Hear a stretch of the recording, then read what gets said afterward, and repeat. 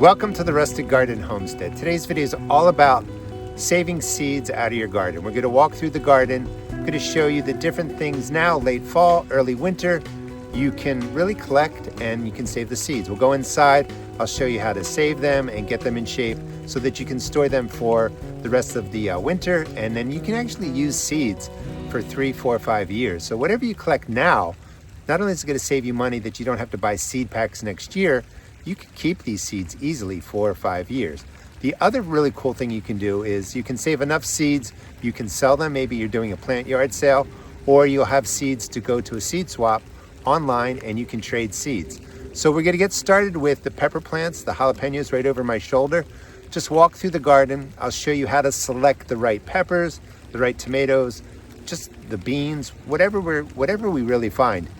Select the right time to pick it, bring it inside, and I'll show you the seed you get from it. This is what we're going to do today, collect the seeds.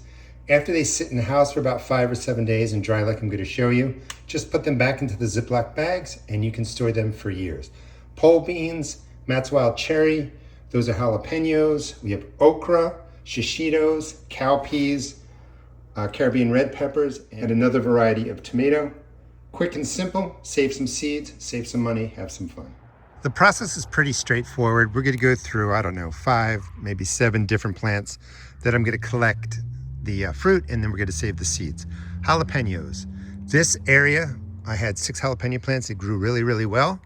I like using the Ziploc bags. I label them, put on the date, and this way, if you're doing multiple peppers or, similar different plants, you're not going to get confused by having all your fruit mixed together. So we're going to start with the jalapenos. You want to look for the larger red ones that have this corking on there. Each one of these is going to have anywhere from like 30 to 50 seeds. And I'm just going to go through and pick some of the largest fruits that are on there. Frost has already come. It's okay if these are a little bit soft. I'm going to show you how I take the seeds out of everything that we gather over the next 10 minutes, and then what the seeds should look like so that you know that they're going to be viable. But I'm going to just take, for my own purposes, I'm just going to take maybe 4 or 5 of these. If you wanted to make extra money, you could harvest every jalapeno that's on there. You could have thousands of seeds, and then you can sell 30, 40 seeds at your plant yard sale, whatever, for really $2 a pack or something like that, and you would make a lot of money. So I have got my jalapenos. Let's go to the shishitos. The next seeds I want to save are the shishito peppers. And really, you want most of your peppers to be red. A lot of them are going to turn red. Other things like I'm going to harvest today are habaneros. They are a different color, but you want them to get to their final color and start really kind of drying out and shriveling up a little bit. The green shishitos are mature. Those peppers are probably fine. Same with those. Even the red ones like here, that's not shriveling up yet. It's a little bit. The seeds in there are probably fine, but I like to grab the peppers that look like this. And when you remove some of the skin, it's shriveled, it's dry, but the pepper seeds, see if we can get that in focus, are just a nice, creamy, I don't know what that is, creamy white, off-white color. Those are perfect seeds. They're going to be nice and viable. And by letting the skin of the peppers kind of dry and shrivel a little bit, you're just giving the pepper more time to put all of its energy to creating really mature seeds. So I'm going to grab maybe 10 of the peppers that look like this. All the peppers right in here are perfect for that. Shriveled, and you're going to get a lot of them.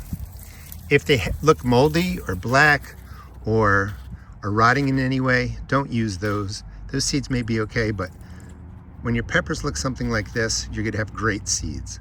Next, I'm going to collect some tomato seeds for my own personal use. So I'm not going to collect a lot of seeds. I have plenty of videos on fermenting your tomatoes. You put the juice of the tomato with the seeds in it into a mason jar, and you let them ferment 5 to 7 days. It removes a coating around the seed, makes germination easier. However, today, I just want a couple seeds from this tomato. This is a mystery tomato, calling it the TRG Plum tomato. And I think it was from a hybrid tomato I planted a year ago. And some of those seeds fell to the ground. And when a hybrid regrows the next year, the seeds don't necessarily create a true to form tomato. This should have been a smaller grape tomato, but it has some of the hybrid characteristics of one of the parent plants. So I just want to collect this again. And instead of putting this juice into a little mason jar, letting it ferment, I'm just going to squeeze it out onto some wax paper and let everything dry. I'll show you how I do that too. But for my own purposes, one tomato, I'm not going to go through the whole process of fermentation. Let me take a second to explain what a hybrid is. A hybrid is when somebody with a passion crosses two different plant varieties, like one tomato the pollen from one tomato plant to another tomato plant. They create a hybrid. That tomato plant or that vegetable plant has characteristics of both plants. And when you plant those seeds that are collected the following year, you get a nice variety based on whatever characteristics were in those two parent plants. However, if you pick the tomato or whatever crop you're saving seeds from, the seeds aren't going to hold a true to form plant. That means until a hybrid is hybridized, short version, over many years and creates a stable cultivar, when you pick the fruit and then you plant the seeds, you may get something different. So you want to make sure when you're collecting seeds that you're not collecting seeds from hybrid plants. You want heirloom varieties or just stable cultivars. But if you're collecting seeds from a hybrid, you may get a very similar tomato, if that's what you're collecting, or you may get one that looks more like one of the parent plants in the case of the tomato that I was just talking about. So in here, I'm going to grab some of these cherry tomatoes, which are amazing growers, and I'm just going to keep some for myself. So I'm just going to grab like 4 of them, put them in a plastic bag. Matt's Wild Cherry, one of the best, small, most prolific cherry tomatoes you can grow.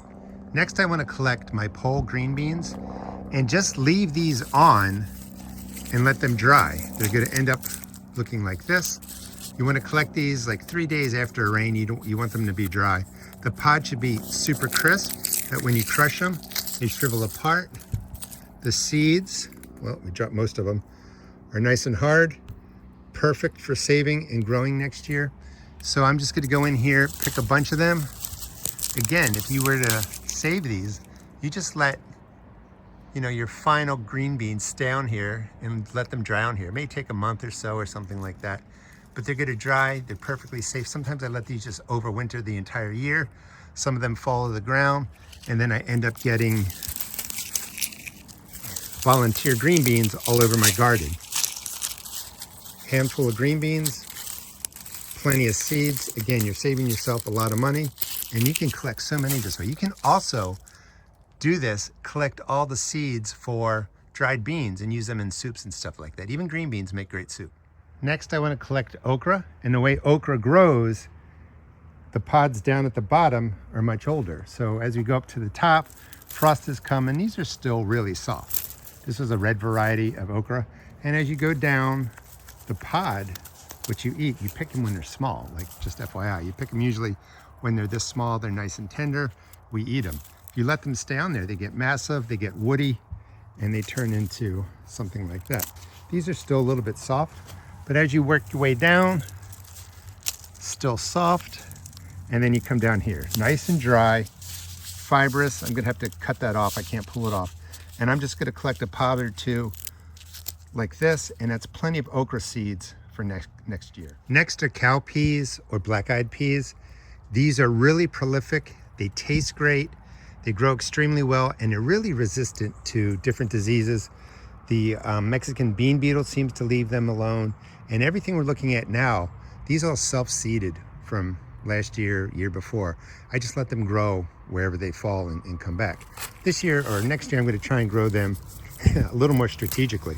But you are just picking them when they're brown, and you want the pods to be tan. Black mold on there is okay, that's just normal. Those it means that they're just really, really dry. Like this one, still some green to it, too soft. The peas, the beans inside, aren't fully formed. They're soft. You really just want them to totally dry on the vine, look like this, and then we're just gonna pick them off. I mean, I can feel the beans inside are really hard. I mean, if we crack it open, see if I can do it. I mean, look at them, perfect. So I'm just gonna grab a handful of these and I will have plenty of cowpeas for next year. Next, I wanna collect some of my Caribbean red hot peppers. For these, you're gonna wanna wear gloves because they are really hot and you get them on your fingers, touch other parts of your body, they will burn you. So just wear gloves when you're doing this. Well, not this part, but when you're opening up and getting the seeds. It's okay if there's some browning on the outer part. That's just, you know, the skin of the Caribbean pepper just kind of drying and going through the process. So you're looking for peppers, and I had someone come by and they picked a lot. So there aren't that many, well, perfect red ones. So you're just picking them when they're red. Frost came, they're a little bit soft and mushy. That's fine, that's just the flesh. But the seeds are gonna be great. So I'm gonna go in here and just try and find 4 or 5. That'll be plenty for me to do what I need to do and save my seeds for next year. And finally, I'm gonna also collect the pumpkin seeds. These are from my pumpkin patch. Gonna collect seeds from the pumpkin right in the middle and the one above that. They're a good size. I'm just gonna wait. Right now they're decoration, of course. I'm gonna wait till they soften up, ready to be thrown into compost. I'll cut the top off and I'll take out a handful of seeds, let them dry inside for about 7 days on some wax paper, and then just store them. It's gonna be perfect. Every year, I wanna have a pumpkin patch for the grandkids, and I think it'll be a lot of fun just to take the seeds from the pumpkins that grew that year. So I wanna give you just a quick and easy way to save seeds. It doesn't have to be anything fancy. And just remember, if you're saving a lot of tomato seeds, it's really worth putting them into a mason jar. You just squeeze out all the juice, the seeds, you let them ferment. I will link a video in the video description to show you how to do that process. That's when you're saving a lot more seeds than you see here. So for the tomatoes, what I like to do is just get them, and the seeds in here are really small. They may or may not be viable. They look pretty good. And I'm just gonna squeeze out all the pulp right onto the paper towel. And then let's just go through all of them. And I only need like 10 or 15 seeds. So, and you see a nice mess right in there. When you ferment them, the alcohol from the fermentation process breaks down this gel coating around the seeds, and it's this gel coating that inhibits germination. That's why they don't germinate normally when you're inside a tomato. But we're just gonna spread them out and let this sit on the paper towel, you know, a day or two till the moisture goes away. And then you wanna scrape the seeds off, let them finish drying on a plate or something like that, a place where they're not gonna stick. If you let these dry totally on here, they do stick to the paper towel. They're hard to get off, but you could still use them. So the next thing you wanna do is make sure you really thoroughly clean your hands, which I'm gonna do on my pants right now, because you don't wanna have seeds stuck on your fingers when you go over to the next variety. And in this case, this is the Matt's Wild Cherry, and I'm just gonna squeeze them out, and you're gonna see tons of seeds on there. Squeeze them out right onto the paper towel. I'll let them dry. And when you're doing this, you're gonna notice that seed coating around there. In a day or two, I'll just scrape them off and let them dry, probably 5 or 7 days. Beans are pretty straightforward. You're just going to take the pod, you're gonna crush it, and you get all these beautiful seeds. They're nice and dry, and I would put them back into the bag, leave the bag open, and let them dry, you know, 5, 7 days. But, you know, if you hear that sound, they're good to go. Let me grab this one. And you're gonna have green beans. Jalapenos, they're up here. Just split them open. The seeds look beautiful, that creamy tan color. That's a healthy looking seed. You would just knock them out. And remember, if you're touching hot peppers, be careful. Same thing, you wanna make sure you don't have any pepper seeds on your hand when you go to the next one. Let these dry 5, 7 days again. And if they stay this color, they're good to go. If they turn a darker brown, they shrivel up, they're not viable. You know, gonna have at least 100, if not 200 seeds. Coming over to the Shishitos. Just real quick, since there's no visual for the pumpkin seeds, you're just gonna scrape the pumpkin seeds out, clean them up, and then let the pumpkin seeds dry on a paper towel or some parchment, wax paper, whatever, for that 5 or 7 days till they're nice and dry, and you'll have plenty of pumpkin seeds for next year. They look great. Same thing, you would just knock them onto the parchment, onto a plate, something like that. Let them dry, and they are extremely healthy looking. Pepper seeds are different sizes. And again, if these dry up, or when these dry in 5 to 7 days, if they shrivel, they look a dark brown, they're just not viable. Another way to do beans, these are the cowpeas. Just drop them into a bowl, crunch them up, and then you're gonna be left with all these beautiful dried beans. Stick them in your bag. Again, keep the bag open for about a week. Okra is really cool because the seeds are really large, and you just split them open, and you're gonna find tons of okra seeds in there, and you only need a couple of pods. This one wasn't quite as dry as the other ones, so the seeds are a little bit bigger and a little bit damp. That's gonna be okay. Again, 5 to 7 days. The 5 to 7 days is really important. That's why I wanna stress it, because you're letting them air dry, but you're not letting them sit out so long they over dry. I mean, that'd be really hard to do. Seeds are really rugged, but you want that good 5 to 7 days so that they dry, don't have any moisture on the outside. This way they don't get a mold or fungus. When you go to store them in your Ziploc bags or any kind of container, you really want them to be dry on the outside. That'll stop any kind of fungus and molds from growing. And then finally we have the Caribbean Reds, and they look great too. I'm gonna put on my gloves to take care of these. But again, you would just scrape them off 5 to 7 days, let them dry. They're beautiful. There's some mold and stuff in there because the skin is starting to just kind of, die off. As long as the pepper seeds themselves have this color to it, they're gonna be viable. They're gonna be really, really good. You can do this for any variety of pepper, any variety of tomato plant, bean plant, of course. Other plants, you collect seeds differently. These are just what's available come late fall, early winter. Walk through your garden, see what's around. It'll save you a lot of money. There's probably, it's just from having to buy a seed pack for all these plants for next year, that's $20 to $30. But there are more than enough seeds here to last for years. You can really save a lot of money. And if you do this on a bigger scale, you can sell them at your plant yard sale. You can go to seed swaps and trade seeds, so you can save a lot of money. It is not difficult to save these at all. And you can have so many, so that when you go to plant, don't just plant one Shishito seed, for your seed starts or something. Put 3 in there. This way, if one's not viable, some more come up, and then you can, thin them down as you wish.